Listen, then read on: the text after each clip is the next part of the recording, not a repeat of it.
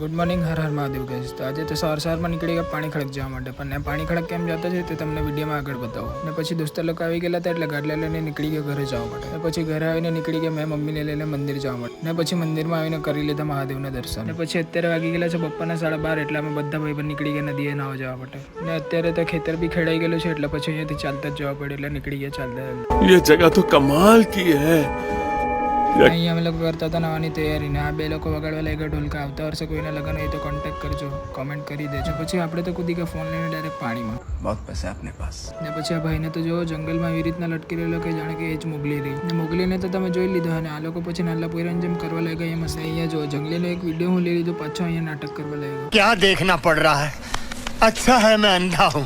ને પછી ભાઈબંધ લઈ આવ્યો પપ્પા એટલે મેં તેને ફટાફટ ફોડી નાખ્યું। ને પછી આપણે તો જોયેલું જ નહીં તેમ ખાવા માંડ્યા ને મેં એકલો નહીં ખાતો છે, આ લોકો પણ અહીંયા ખાયા કરતા છે। ને નાઈને પછી નીકળી ગયા ઘરે જવા માટે। ને પછી અમે બધા નીકળી પડ્યા રખડવા માટે। ને આજનો બ્લોગ બહુ લાંબો થઈ ગયેલો છે એટલે પાર્ટ 2 જોવા માટે ફોલો કરી લેજો।